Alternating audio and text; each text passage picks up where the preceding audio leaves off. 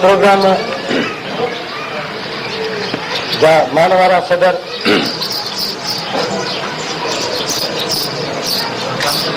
Comrade सुबो Gyanchandani साहब, artist कासमानी साहब,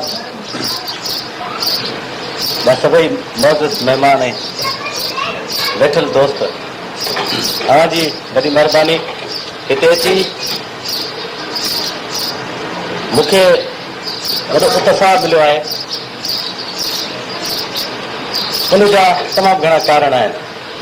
अॼु हिन programme में बावजूदि हिन जे असां सभु कामिर सूबे जी तकरीर ॿुधणु चाहींदासीं। मां कामिर सूबे खां 2 साल पुछण जी कोशिशि कई। हिकिड़ो त जंहिं जाइ में एग्ज़िबिशन थी हुनजी छित केॾी आर्टिस्टिक ठहियल आहे, उनखे अर्ज़ु कयोसीं त हिते ॿुधायो, उन पंहिंजो बैकग्राउंड ॿुधायो। 2 साल जो जवाबु कामिर सूबे अञा असांखे नंढो जेको मुंहुं हुन खां पुछियो पए त एतिरे ड्रिघे अरसे खां पोइ जेको पाण चए थो 7-8 सालनि खां हिन ॻोठ खां निकिरी वियो आहे, उन खां पोइ उन पंहिंजी जाइ में ईंदे हू छा महसूसु करे रहियो आहे, उन मुतालिक़ मूं पुछियोमांसि। अर्ज़ु पे कयो कामिर खे, इन ते पंहिंजा तासिरात ॾियो, उन ॿुधाया आहिनि। मूंखे लॻे थो हीअ शायदि उहा हिकिड़ी कोठी आहे जंहिंमें या हीअ आहे या हिन भरिसां वारी का कोठी आहे, जिते मूं कामिर खे हिकु खट ते सुम्हंदे ॾिठो ऐं हिकिड़ी झली टंगियल हूंदी। उन झलीअ जो जेको हूंदो रसो, उहो संदसि पेर जे अंगूठे में ॿधल हूंदो।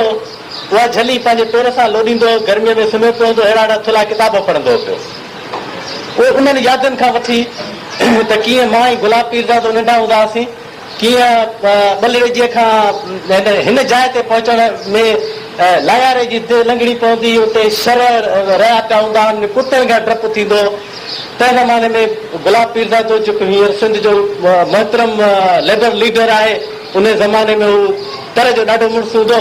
इन करे मां हुनखे चवंदुसि मूंसां गॾिजी हल त उते हलूं, ऐं पोइ असां लायारो लंघी ऐं हिते ईंदा हुआसीं ऐं कामिर सूबे सां अची कचहरियूं कंदासीं। तंहिं ज़माने में कामिर सूबे ते पाबंदी हूंदी, हिते हू बंदि हूंदो इहो शींहुं नंढड़े पिंजरे में, ऐं पोइ हो बि आतो हूंदो। पोइ असां बि बेवकूफ़ी जूं ॻाल्हियूं कंदा हुआसीं ऐं कामिर सूबो असांखे वॾा लेक्चर ॾींदो हो।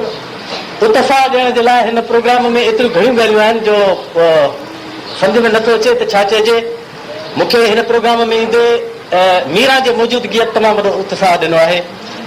मीरा हिन इलाइक़े जी उहा लेखक आहे जंहिंजी शाइरी ऐं जंहिंजे शाइरीअ जो घाड़ी ते जो मुक़ाबिलो रुॻो इम्तियाज़ हुसैनी करे सघे थो, मुंहिंजे ख़्याल में ॿिए जी भेणी न आहे।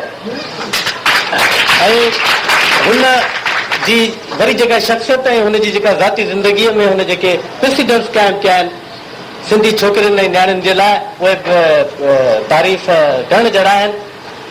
अच्छा, उन खां बि वधीक अञा उत्साह हिकिड़ी नामालूम नंढड़ी अदड़ीअ जो आहे जेको हिन हेॾे वॾे फंक्शन में, हेॾे ॿाहिराड़ीअ में, हेॾी जहालत जे मथां असांजो जे ॻोठ समेत थी सॼे इलाइक़े में हिन वक़्तु जेको माहौल आहे उन ते रोअण थो अचे। उन में हिकिड़ी अधी न्याणी का हिकिड़ी वेठी आहे हिते।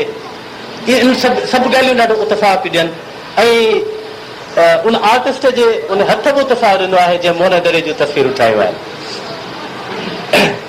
ताज़ो जंहिंजो आरिजे साहिब ज़िक्र कयो, मोहन दरे ते हिकिड़ो बैन अल-अक़वामी जेको सेम्पोज़ियम थियो आहे, उन में यूनेस्को जा मेंबर बि शामिल हुआ। उन्हनि इन सेम्पोज़ियम में इहो तजवीज़ कयो आहे त मोहन दरे खे कल्चरल टूरिज़म जे तौर ते प्रमोट कयो वञे। इहा जेका तजवीज़ हुन ॾिनी आहे यूनेस्को जे माहिरनि, उहा पाकिस्तान सरकार जे सहकार सां गॾु इहा तजवीज़ ॾिनी आहे ऐं पाकिस्तान जी सरकार जी इहा जवाबदारी आहे त मोहन दरे खे सकाफ़ती सयाहत जे तौर ते डेवलप करे। आउं सम्झां थो त कासमानी दोस्त जेका तस्वीरुनि जी नुमाइश मोहन दरे ते हिते कई आहे बगीअ ॿिंडीअ में ऐं बगी अदबी संघ जे सहकार सां ऐं कामिर सूबे जे जाइ में, पोइ उन मोहन दरे खे कल्चरल टूरिज़म जे तौर ते प्रमोट कयो आहे। हिन उहो कमु कयो आहे जेको गॾियल क़ौमुनि जे अदारे जंहिंजो मुतालबो कयो आहे, जेको दरअसल वफ़ाक़ी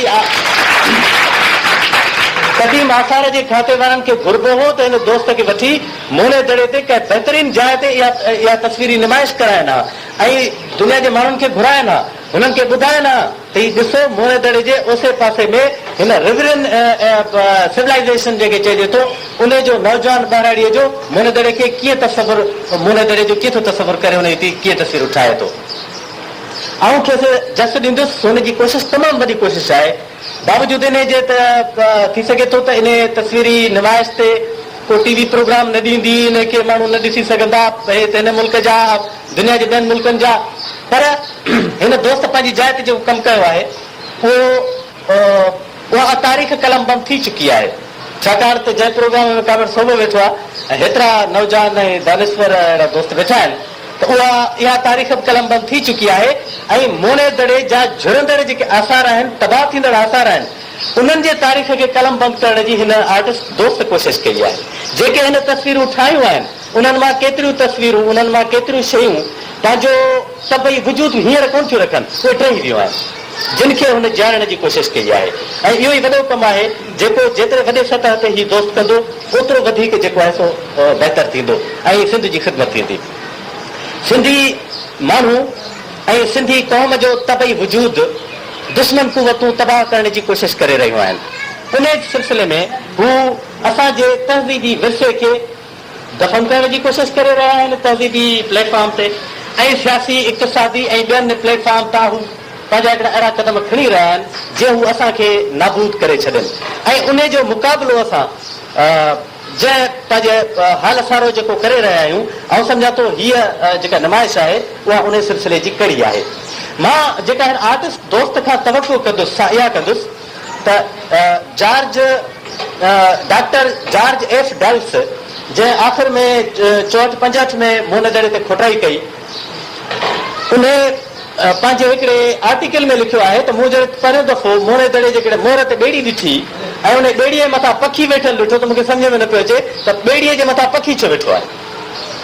पोइ जॾहिं मां हिते आयुसि, मोने दड़ो अची घुमियुसि, मोने दड़े भरिसां दरिया ते ॿेड़ियूं ॾिठमि, पोइ उते ॾिठुमि त हिकिड़ो वाक़ई हिकिड़ो पखी वेठो आहे। पोइ हुनखे अंग्रेज़ीअ में हुन एक्सप्लेन कयो आहे, पर हुन जो चवण जो मक़सदु इहो हो त साए जो पखी ॿेड़ीअ ते इन करे विहारियो वियो आहे त हू मच्छी मारींदो ऐं मच्छी मारे मुहाणनि खे ॾींदो आहे।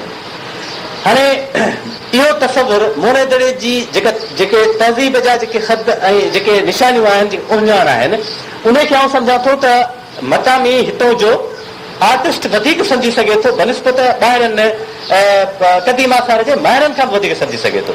मां इहा तवक़ो कंदुसि त हीउ दोस्त मोने दड़े खे सिंधी तहज़ीब जे हिसे जे तौर ते, मोने दड़े जे ॿोलीअ खे सिंधी ॿोलीअ जे हिकिड़े कंटिन्यूटी ऐं इर्तिक़ा जे तौर ते ॿीहर तस्वुर में आणे ऐं हू असांजो जेको दर्द आहे, असांजो जेको सिंध जो जेको केस आहे, उनखे सही तरीक़े सां पेश करण जे लाइ तस्वीरुनि जे रूप में साबित करे ॾेखारे त ऐं उन सॼे प्रोपेगेंडा जो मुक़ाबिलो करे त मोने दड़े जी नचणी उघाड़ी छोकिरी आहे, इहो त कुफर आहे या त फाशपणो आहे, छो त उहा डांसिंग गर्ल जेका आहे उघाड़ी आहे। जंहिं वक़्तु इंटरनेशनल सिम्पोज़ियम 73 वारो थियो हो जेको भुटे साहिबु घुरायो, तंहिं ज़माने में इहा तस्वीर टीवीअ जे स्क्रीन जे कुंड ते ईंदी हुई। उन खां पोइ इन तस्वीर जे छपण ते ॿीहर त हिकिड़ी गैर सरकारी तरीक़े सां बंदिश कयल आहे। ऐं हिकिड़े दफ़े मूंखे यादि आहे अमर जलील पंहिंजे कालम में इन सुवाल जो जवाबु इहो ॾिनो हो त इहा तस्वीर ॿुधाए थी त मोने दड़े जा माण्हू 6000 वरे अॻु में न रुॻो मानी खाइण जो हौसलो रखंदा हुआ, न रुॻो पाणी पीअणु ॼाणंदा हुआ ऐं न रुॻो हू कपिड़ा पाईंदा हुआ ऐं घर ठाहिण जो हुनर ॼाणंदा हुआ, पर हुननि में जमालियाती हिस एतिरी तेज़ हूंदी हुई जो हू नाच बि करे सघंदा हुआ। ऐं नाच करण वारो जेको इर्तिकाई तरक़ीअ जो दर्जो आहे उहो तमामु घणो उत्तम आहे। कपिड़ा पाइणु, मानी खाइणु ऐं बनी खेॾणु ऐं अनो पाइणु, इहे तमामु मामूली शयूं आहिनि। त इहा तस्वीर इहो मुजस्मो ॿुधाए थो त सिंधू माथिरीअ जी तहज़ीब केॾी अज़ीम आहे ऐं हू माण्हू जिन इहा तस्वीर ठाही हुई उहे केॾा वॾा चित्रकार ऐं केॾा वॾा आर्टिस्ट आहिनि। मोने दड़े जी जेका हींअर सूरत हाल आहे उनजे लाइ आउं ॿ ॻाल्हियूं अर्ज़ु कंदुसि मुख़्तसिर तौर ते। हिकिड़ी आहे त हिकिड़े बंगाली आर्कियोलॉजिस्ट जो हिकिड़ो नओं किताबु आयो आहे, मां मंज़ूर बलूच साहिब खे ॿुधायो पियो वेठे, दिलीप चक्रवर्ती, उन किताबु लिखियो आहे external trade off Indus civilisation. मोने दड़े जे माण्हुनि जो जेको परॾेही वापारु हो उन ते हुन किताबु लिखियो आहे। हुन इहो ॿुधायो आहे त सेंट्रल एशिया, अफ़गानिस्तान ईरान, मिस्र ऐं हे सॼो नंढो सब कॉन्टिनेंट नंढो खुंड जेको आहे, इन में हंधि हंधि केतिरनि जायुनि ते मूणे दड़े जूं शयूं उते विकामजण वेंदियूं हुयूं ऐं उते जेके शयूं पैदा थींदियूं हुयूं, के क़ीमती पथर पैदा थींदा हुआ या ॿियूं जेके आम शयूं इंसान जी खापे जूं, उहे उतां हिते वापसि ईंदियूं हुयूं। इन विच में ॿेड़ियुनि जे ज़रिए वापारु थींदो हो। त हिन तहज़ीब खे अञा वधीक सम्झण जी ज़रूरत आहे।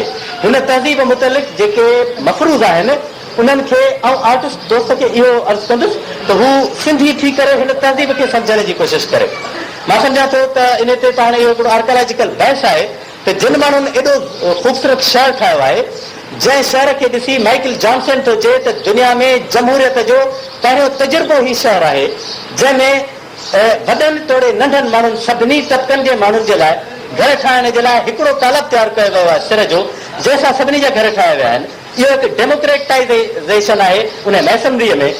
त अहिड़े वॾे शहर जा माण्हू जेके आहिनि उहे कहिड़े तरीक़े सां हिते रहंदा हूंदा, उहे पंहिंजे घर में गंदे पाणीअ जो निकाल कीअं कंदा हूंदा, हुननि जूं कवर्ड ड्रेन्स ॾिसी महसूसु थिए थो त हू हुन इन शहर बाबति केतिरियूं शयूं जेके आहिनि उहे असांजा तारीख़दान ग़लति तरीक़े सां बयानु कनि था। ॿी ॻाल्हि इहा आहे त हिन शहर खे तबाह करण जे लाइ, हिन शहर खे बचाइण खां जेको इनराफ़ी करे रहिया आहिनि सरकारी धुरियूं, उहे तमामु ख़तरनाक आहिनि। ऐं सम्झां थो त मूणे दड़े जी जेका बि तबाही थी आहे, डॉक्टर दानी हिन सेम्पोजियम में जेका तकरीर कई उन सीसराटियूं कढी छॾियूं। हुन चयो मूं पंहिंजनि हथनि सां हिकिड़ो बाथरूम्स जो हिकिड़ो सिलसिलो खोटे कढियो, मूं पंहिंजनि हथनि सां हिकिड़ा टावर्स हिते खोटे कढिया, उहे टावर्स मां हीअ अखियुनि सां ॾिसी नथो सघां। ऐं सम्झो त हुनजी हिन ॻाल्हि में तमामु घणो दर्द हो। मां सम्झां थो त मूणे दड़े खे जिन माण्हुनि तबाह कयो आहे ऐं कामेड़ सूबे खे हिन ॻोठ मां जिन माण्हुनि कढियो आहे, सिंध जा वॾे में वॾा उहे बदुश्मन आहिनि। वॾी महिरबानी।